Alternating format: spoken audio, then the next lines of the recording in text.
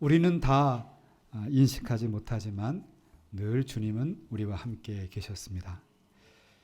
올해 마지막 주일 설교를 준비하면서 올 한 해를 돌아보고 싶었습니다. 그래서 과연 2019년 10대 뉴스를 어떻게 선정했는가, 언론사들의 자료들을 봤는데 어제 저녁 시간까지도 좀 메이저 언론사에서는 아직 10대 뉴스를 뽑지 않았고 딱 한 군데만, 동아일보만 10대 뉴스를 뽑아 놓은 것을 보았습니다. 그 내용을 보시면 한 해가 어떠했는가를 충분히 짐작할 수 있을 것 같습니다. 제1위는 조국 전 장관 후보 사태로 한국 사회가 완전히 둘로 나뉘어진 것을 꼽았습니다. 2위는 북미 정상회담에 이어서 판문점에서 남북미 정상회담을 함으로 인해서 남북관계가 잘 될 것으로 기대했는데 오히려 더 안개 속으로 들어가 버린 현실을 꼽았습니다. 3위는 정부의 대책에도 불구하고 서울의 집값이 폭등한 것이었습니다. 4위는 청와대의 감찰 무마 논란이었습니다. 5위는 일본의 징용 판결 문제로 인해서, 그 배상 문제로 인해서 역대 최악의 한일 관계가 형성된 것을 뽑았습니다.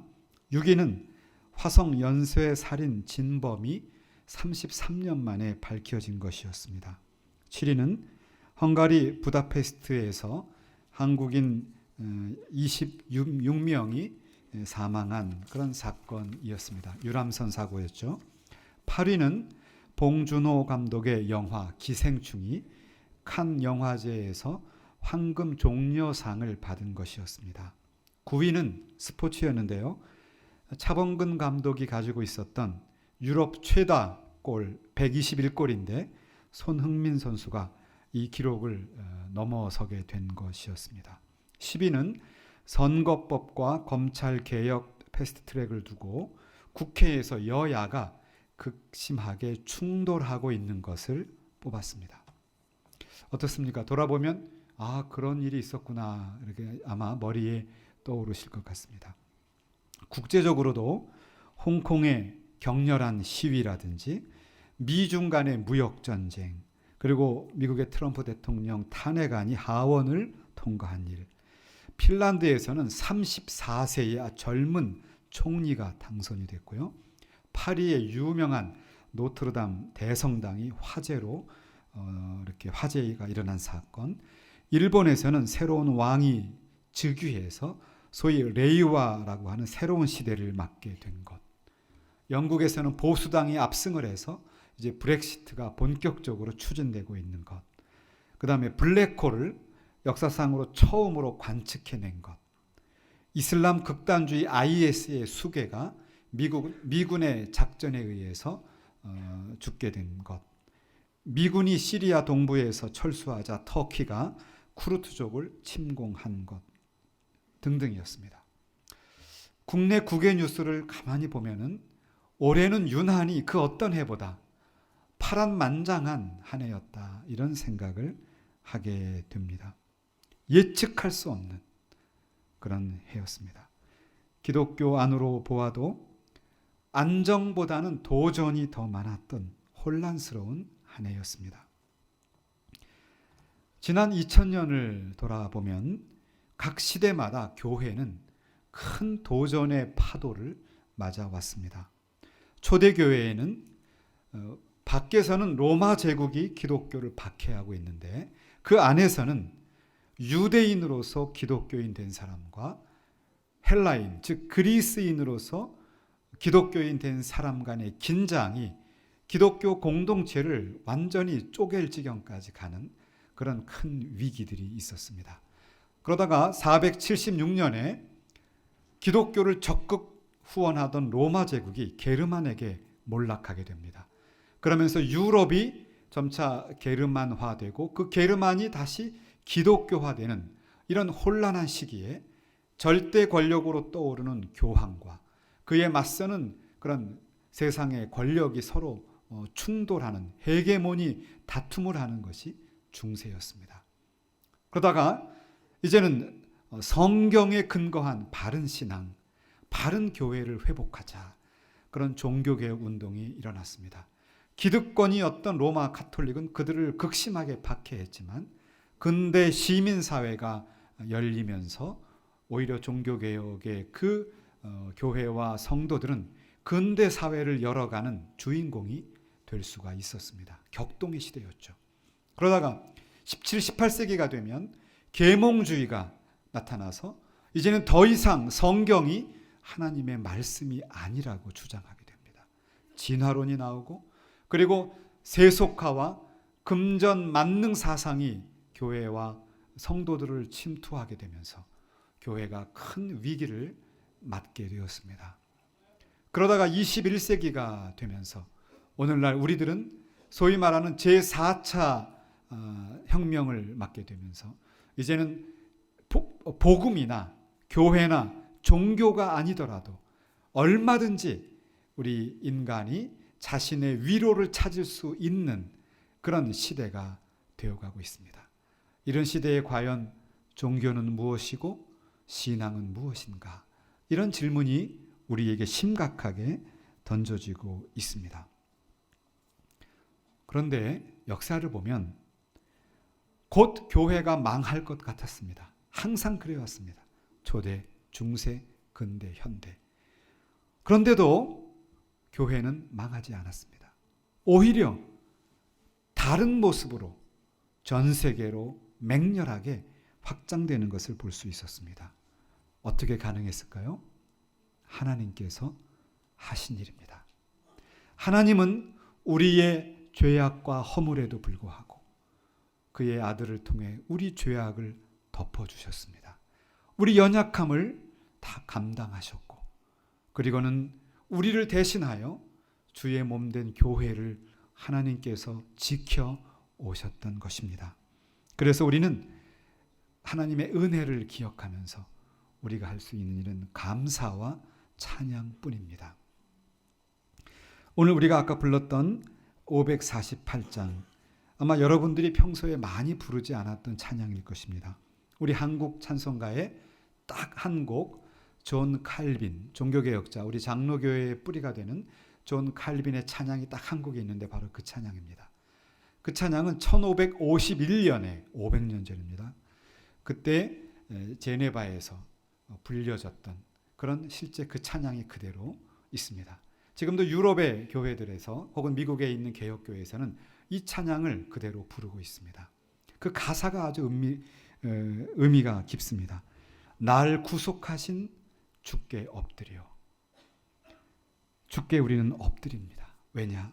우리에게 너무나 큰 은혜를 주셨기 때문에 그 크신 은혜를 찬송하면서 그리고 내 연약함을 긍휼히 보사 근심과 걱정 맡아주십시오.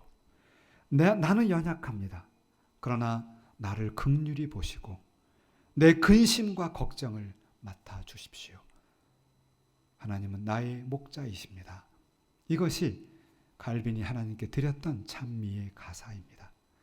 이 가사처럼 예측할 수 없는 이 시대, 불확실성의 시대를 살아가고 경제적인 압박과 인간관계의 틀어짐 속에 상처들이 있지만 그 가운데도 하나님께서 우리 연약함을 맡아주시고 긍휼히 보시고 우리를 인도해달라고 하나님께 맡기시는 여러분이 되시기를 예수의 이름으로 축원합니다. 오늘 우리가 같이 읽었던 본문은 특별히 초대교회 가운데서 많은 도전이 있어서 과연 이 초대교회가 존재할 수 있을까? 곧 망해서 없어질까? 이런 위기사항들이 여러 번 있었는데 그 중에 하나였습니다. 그때 하나님이 어떻게 교회 공동체를 건강하게 세우셨는가? 그 구체적인 내용을 우리는 말씀을 통해서 묵상하기를 원합니다. 어떤 사람들은 교회는 이런 공동체다, 교회는 저런 공동체다, 교회 안팎에서 이야기를 합니다. 그러나 교회가 과연 무엇인가는 성경이 정답입니다. 성경에서 과연 교회가 어떻게 건강하게 되었는가 말씀하시는 그 내용을 같이 묵상하기를 원합니다. 원래 이 바울은 유대인 중에 유대인이었습니다. 그러나 동시에 이방을 위한 선교사로 부름을 받은 사람입니다. 우리가 1장에서 보았듯이 바울은 다메섹 도상에서 예수를 만나고 회심하고 나서 3년을 아라비아에서 있다가 다메섹에 돌아옵니다. 그리고 나서 3년 후에 15일간을 예루살렘을 방문하러 올라간 적이 있습니다. 그런데 오늘 또다시 회심한 후에 14년 후에, 그러니까 아마도 예루살렘에 갔다 온 후로 따지면 11년 후에 다시 바울은 예루살렘을 올라가는데, 이때는 혼자 가지 않고 바나바와 디도와 함께 올라가게 됩니다. 이 바나바라고 하는 분은 굉장히 훌륭한 분입니다. 자신이 주인공으로 나타나기보다는 늘 뒤에서, 이름 자체가 권위자, 위로자입니다. 돕고 섬기고 위로하는 아주 훌륭한 신앙 인격을 가진 분입니다. 그래서 그는 사도 바울을 이제 예루살렘에 있는 그 사도들에게 소개하고, 그러면서 이렇게 공동체의 위기, 언제 깨질지 모르는 그 위기를 잘 넘어가도록 돕는 역할을 하게 되고, 이때 이 두 분을 돕는 자, 조력자로 디도가 같이 가게 되는 것을 보게 됩니다. 그런데 이제 바울은 이렇게 말합니다. 이 세 명이 올라가는데 그것은 내가 사사로이 가는 것이 아니다. 이 사사로이란 말이 좀 무슨 말인가 할 수 있지만 이것은 개인적으로라는 뜻이 정확합니다. 개인적인 그런 문제로 가는 것이 아니라 하나님의 계시를 받아서 간다. 그러니까 바울은 어떤 일을 할 때마다 항상 하나님의 뜻을 묻고 그 하나님에 의해서 이끌림 받아서 가는 것을 볼 수 있습니다. 그렇게 예루살렘에 올라가서 이제 자신의 복음을 제출합니다. 이것은 바울이 말하고 있는 것처럼 그들에게 공인을 받으려는 것이 아니에요. 왜냐하면 바울을 부르신 분은 하나님이시기 때문에. 공인을 받고자 함이 아니라 그가 다메섹과 아라비아에서 사역했던 그 일하시는 동안에 하나님의 일하심을 나누고 그의 복음을 제출하면서 믿음의 공동체를 이질성을 없애고 하나로 묶어가고자 하는 그런 깊은 의미가 있는 것이었습니다. 이제 3절부터 실제로 구체적인 이 두 그룹들, 예루살렘에 있었던 전통적이고 가장 유력한 사도들, 그리고 이제 다메섹에서 내려온 바울의 공동체, 이 교회의 두 그룹들이 만나는 이 놀라운 그런 상황이 펼쳐지게 되는데요. 첫 번째로 우리가 살펴볼 내용은 예수 그리스도의 복음의 본질적인 내용은 목숨을 걸고 지키는 것을 볼 수 있습니다. 복음의 본질은 양보하지 않고 타협하지 않고 목숨을 걸고 지킵니다. 그러나 복음의 본질이 아닌 비본질적인 문제에 있어서는 서로 관용합니다. 서로 자유롭습니다. 서로 존중하는 것을 볼 수 있습니다. 그럴 때에 이 초대교회의 분열의 위기가 회복이 되고 교회가 세워지는 것을 볼 수 있습니다. 가장 대표적인 예가 할례 문제였습니다. 할례는 우리가 아는 것처럼 이제 남성들이 포경 수술을 하는 그런 유대인의 의식을 말하죠. 그런데 사도행전 16장 3절에 보면 바울은 디모데의 경우는, 디모데는 그 아버지가 헬라인이었습니다. 그래서 유대인들이 볼 때 디모데는 이방인인데 어떻게 우리가 같이 교제할 수 있지? 그의 오래된 종교적인 전통을 따르면 굉장히 부담스러운 존재예요. 마음에 거리낌이 생깁니다. 그래서 바울은 디모데를 할례를 하게 합니다. 그러면 유대인이 볼 때 디모데도 할례를 받았으니 우리와 같은 동류구나 라고 인정하게 되죠. 그런데 오늘의 경우는 디도는 굳이 할례를 받지 않게 했습니다. 근데 성경을 자세히 보시면요, 할례를 받지 않았다는 사실을 그냥 몰래 싹 숨기고 있는 것이 아니에요. 아주 드러내놓고 굳이 일부러 할례를 받지 않게 했다라고 선언을 하고 있습니다. 그 이유가 있습니다. 그 이유는 4절에 보시면 이런 얘기가 나와요. 가만히 들어온 거짓 형제들이 있었다. 그리고 그들은 우리가 가진, 그리스도 안에서 가진 자유를 엿보고 있었다. 이게 무슨 뜻이냐 하면 지금 갈라디아 교회 안에는, 갈라디아 지역, 그 지역 전체를 말하는데요, 거기에는 어떤 일이 있었냐 하면 예수 그리스도의 복음 오케이 받아들입니다. 그러나 그들이 지금까지 해왔던 할례 의식, 이 두 가지가 같이 있어야 구원을 받을 수 있다라고 하는 주장이 강력하게 대두되고 있었습니다. 예수님만으로 충분치 않다는 것이죠. 예수님도 있고 그리고 할례도 받아야 된다. 이러한 거짓 형제들이 교회를 지금 흔들고 있었습니다. 그렇기 때문에 만약에 바울이 디도를 할례를 받게 한다면 그것 봐라, 바울도 그 할례가 역시 구원에 중요하기 때문에 할례를 받게 하지 않았더냐라고 하는 그런 교회의 흔들림이 있기 때문에 바울은 단연코 NO, 할례 받지 않음이라고 그렇게 선언을 하고 있는 것을 보게 됩니다. 여기서 우리는 중요한 교회 생활의 진리를 알게 됩니다. 우리는 복음의 본질에 있어서는 절대로 양보할 수 없습니다. 예수 그리스도의 십자가의 복음에 있어서는 우리는 타협할 수 없습니다.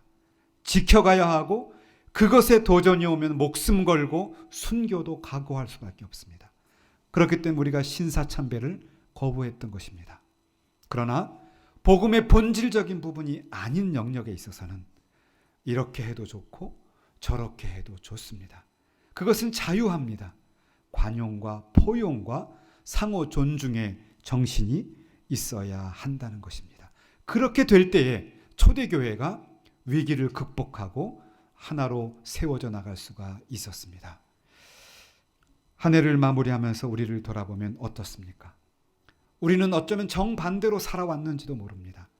하나님의 말씀과 복음의 정신에 있어서는 적절하게 타협하고 두루뭉실하게 넘어가면서도 눈에 보이고 비본질적인 부분에 있어서는 거기에 내 목소리를 내고 내 존재감을 드러내고 내 자존심과 고집을 내는 그런 삶을 살지 않았는가? 우리 자신을 하나님 앞에서 점검해 보기를 원합니다. 어쩌면 우리는 예수의 복음과 세상적인 출세와 성공, 어쩌면 우리는 예수의 복음과 신비적인 은사와 방언, 이 두 가지가 다 있어야만 참된 성도다라고 하는 그런 생각을 가지고 있었을지도 모릅니다. 그러나 바울은 예수 그리스도의 복음, 그것 외에 다른 어떤 것도 본질을 훼손할 수 없다고, 그것은 있을 수도 있고 없으면 없는 대로 좋은 이런 내용으로 명확하게 가르쳐주고 있습니다. 저는 오늘 설교를 준비하면서 곰곰이 생각해 봤습니다. 나에게는 어떤 부분들이 있을까? 그랬더니 제 마음의 양심으로부터 떠오르는 것이 있었는데 뭐였냐 하면 저는 예수 그리스도의 복음 그것과 더불어서 제게 있었던 것은 다른 사람에게 인정받고 싶은 마음이었습니다. 저는 저도 모르는 사이에 제가 학교에서 강의를 하거나 세미나를 하거나 설교를 하면 내 강의나 설교와 세미나를 듣고 사람들이 좋은 반응을 보이나 안 보이나 그것을 굉장히 갈망하고 예의주시하고 조그만 일에도 마음이 흔들렸던 저의 적나라한 모습을 제가 보게 되었습니다. 그러면서 하나님 앞에 회개하게 되었습니다. 하나님을 바라보고 하나님만을 바라보고 예수 그리스도 한 분이면 충분했는데 우리도 모르는 사이에 내가 쌓아놓았던 나의 자존심, 나의 그 결정적인 그 무엇을 가지고 나와 우리 가정과 교회 공동체를 흔들려고 하지는 않았는가 정직하게 생각해 보면서 바울처럼 본질에 집중하는, 본질이 아닌 부분은 서로 존중하고 서로 인정해주고 서로 관용하는 그런 공동체가 되시기를 예수의 이름으로 축원합니다. 두 번째로 생각해 보실 것은 우리에게는 다양한 소명과 직분이 있는데 그것을 주신 분은 한 분 하나님이라고 하는 사실입니다. 그렇기 때문에 한 분 하나님 그 품 안에서 우리는 각각 지체로서 서로 존경하고 인정하게 될 때 초대교회는 위기를 넘어서서 긴장을 넘어서서 강력하게 부흥하고 성장할 수 있었다는 것입니다. 자, 우리가 봤던 것처럼 예루살렘 공동체는 야고보와 게바라고 하는 베드로와 요한이 중심이 되는 공동체였습니다. 기라성 같은 분들입니다. 그들은 정말 누가 봐도 인정할 수밖에 없는 강력한 예수님의 직제자들이요. 특히 야고보가 더 중심 지도자로 보여지는데 예수님의 형제입니다. 그러한 공동체가 있었는데 지금 그들에게 240km를 걸어 내려왔던 그 바울과 바나바와 디도는, 특히 바울은 가장 늦게 사도가 된 사람입니다. 과거가 불순합니다. 그리고 검증되지 않았고, 그리고 아직은 신뢰할 수 없는 함량 미달의 품격이 떨어지고 클래스가 떨어지는 사도였습니다. 그런데 원래 예루살렘에 있었던 야고보와 베드로와 요한 사도는 자신들은 유대인에게 복음을 전하는 자로, 그리고 바울은 이방인에게 보내는 복음을 전하는 자로 하나님께서 세우셨다는 것을 인정하고 서로 존중하는 것을 보게 됩니다. 우리 성경 한번 찾아보실까요? 오늘 갈라디아서 2장 본문의 8절에 있는 말씀입니다. 8절입니다. 다 같이 한번 읽어보십시다. 시작. 베드로에게 역사하사 그를 할례자의 사도로 삼으시니가 또한 내게 역사하사 나를 이방인의 사도로 삼으셨느니라. 아멘. 굉장히 이 문장 하나에 중요한 비밀이 들어 있습니다. 누구는 이방인의 사도로, 누구는 유대인의 사도로 그렇게 일하도록, 여기서는 우리 성경에서는 역사한다는 말을 썼는데요. 이 말은 영어로는 work입니다. work, 일하게 하다. 그러니까 그렇게 일하도록 세우신 그분이 한 분 하나님인데, 이 문장에서 지금 일하다는 동사가 두 개가 각각 사용되고 두 동사의 주어는 하나만 사용되고 있어요. 굳이 두 동사의 주어를 두 개 쓰지 않고 하나만, 한 분이신 하나님입니다. 무슨 말입니까? 한 분 하나님께서 누구는 이렇게 또 누구는 저렇게 다양한 그런 일을 하도록 세우셨다는 거예요. 그것을 서로 인정하게 될 때 서로 누가 높으니, 누가 잘났느니, 누가 더 대단하느니 말할 이유가 하나도 없죠. 하나님이 세우셨기 때문에 그것을 초대교회는 인지하게 되었습니다. 그래서 하나로 세워져 가는 것을 보게 됩니다.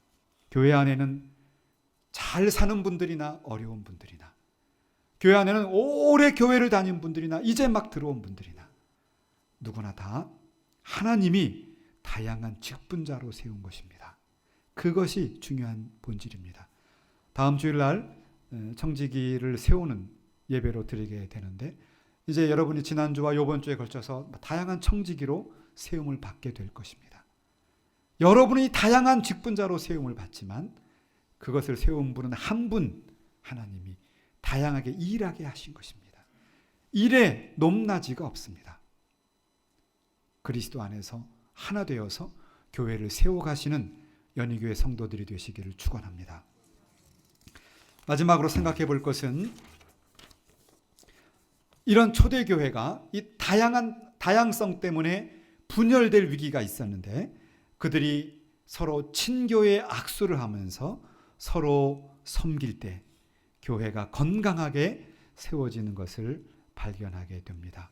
우리 9절을 한번 읽어보실까요? 9절입니다. 갈라디아서 2장 9절 시작. 또 기둥같이 여기는 야고보와 게바와 요한도 내게 주신 은혜를 알므로 나와 바나바에게 친교의 악수를 하였으니 우리는 이방인에게로 그들은 할례자에게로 가게 하려 함이라. 아멘. 자, 이제 서로 확인했어요. 누구는 어디로 하나님이 각각 일하게 하셨구나. 오케이. 그런데 거기서 끝난 것이 아닙니다. 머리로 인지하는데 끝나지 않았습니다. 성경은 친교의 악수를 했다. 이제 액션이 나오게 되는 것이죠. 행동으로 나타나게 됩니다. 그런데 이 악수라는 말이, 서로 우리가 악수다 그러면 손을 내밀고 악수하는데 영어로는 shake hands 아닙니까? 손을 흔드는 것이죠. 그런데 이 원어 성경은 그런 뜻이 아니에요. 원어의 성경을 잘 보면은 교제의 오른팔을 내밀었다 이렇게 말합니다. 교제의 오른팔을. 그런데 누가 내밀었을까요? 바울이 내밀었을까요? 아니면 기라성 같은 예루살렘 사도들이 내밀었을까요? 예, 기라성 같은 예루살렘 사도들이 먼저 교제의 오른팔을 내밀었다. 이것이 정확한 뜻입니다. 무슨 뜻일까요? 형님들 잘 부탁드립니다 라고 한 것이 아니에요. 예수님의 사역을 직접 경험했던 그 대단하신 사도들이 먼저 친교의 오른팔을 내밀어서 진정한 하나의 믿음의 공동체가 될 수 있었던 것입니다. 먼저 우리 자신을 열어주고 먼저 마음의 문을 활짝 열고 먼저 친교의 손을 내미시는 여러분이 되시기를 바랍니다. 그런데 여기서 교제의 오른손을 내밀다, 정확한 번역인데 이게 무슨 뜻인가? 이 교제라고 하는 말이 여러분이 잘 아시는 단어예요. 코이노니아, 많이 들어보셨죠? 코이노니아라는 단어가 사용됐습니다. 근데 코이노니아라는 단어는 굉장히 중요한 의미를 함축하고 있어요. 우리가 얼핏 생각하면 야, 우리 서로 교제하자, 우리 서로 같이 사귀자 이렇게 생각할 수 있지만 성경에서 코이노니아라는 말이 사용될 때는 강력한 의미가 들어갑니다. 우리 한번 찾아보실까요? 어디에 있냐면 로마서 15장입니다. 로마서 15장 26절.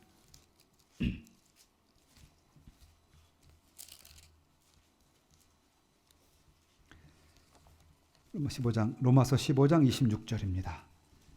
다 같이 한 목소리로 읽어보겠습니다.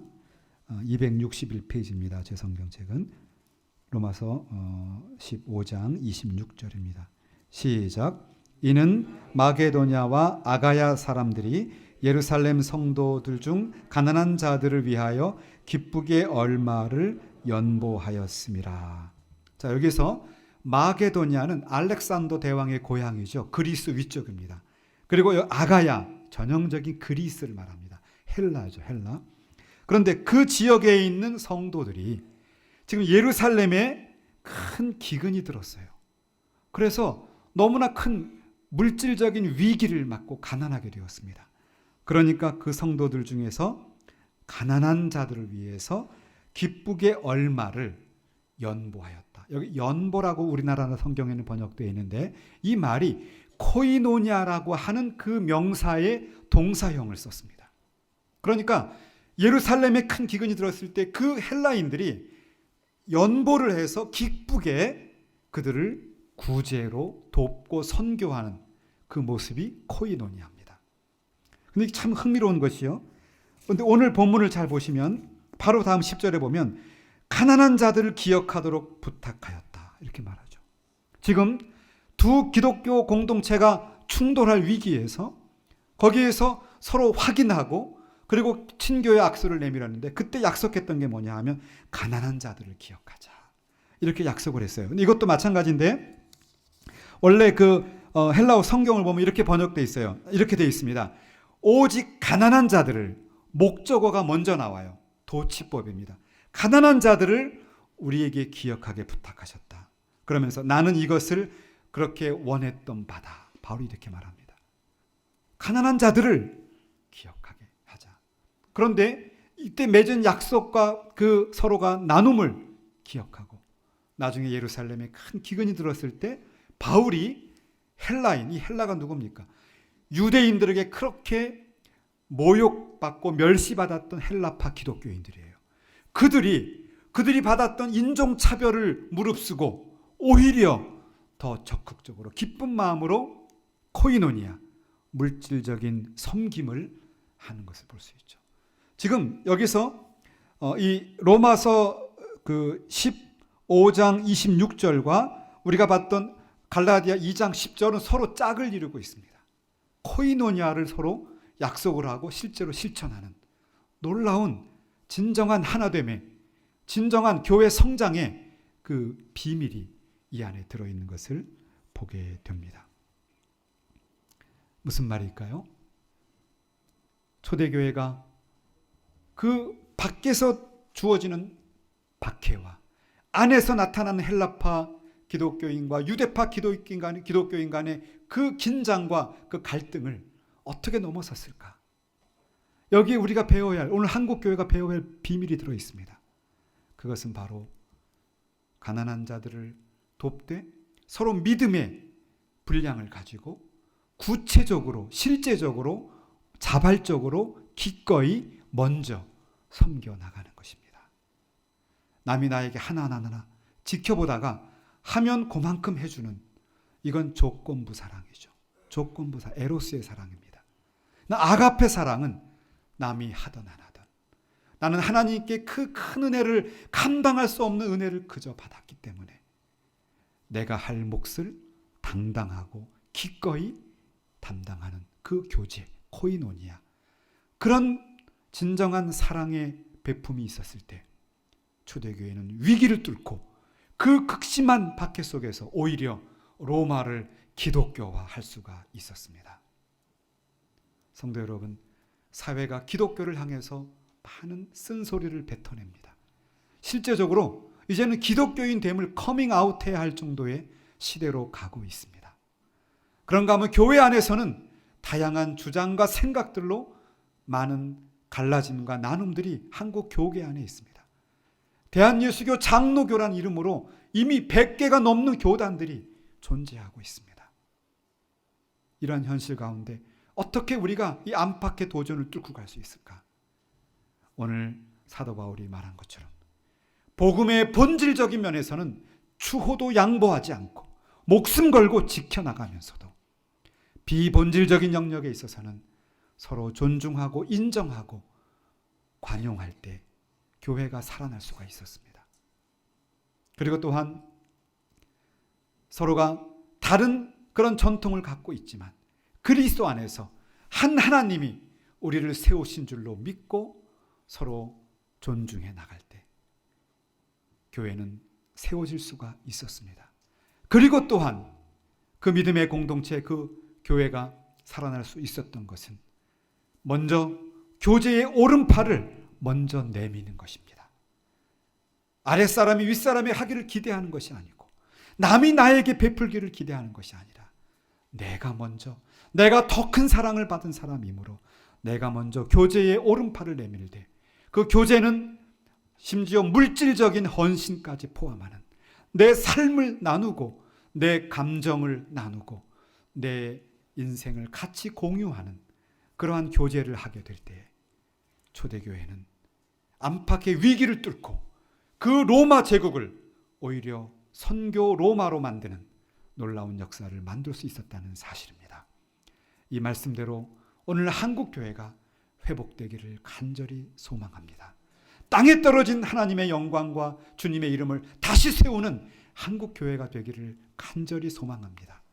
우리 연희교회도 이제 과거의 아픔을 주님 안에서 치유하면서 이제는 앞으로 향해서 한 걸음 한 걸음 뚜벅뚜벅 걸어가시는 여러분이 되시기를 우리 주 예수의 이름으로 축원합니다.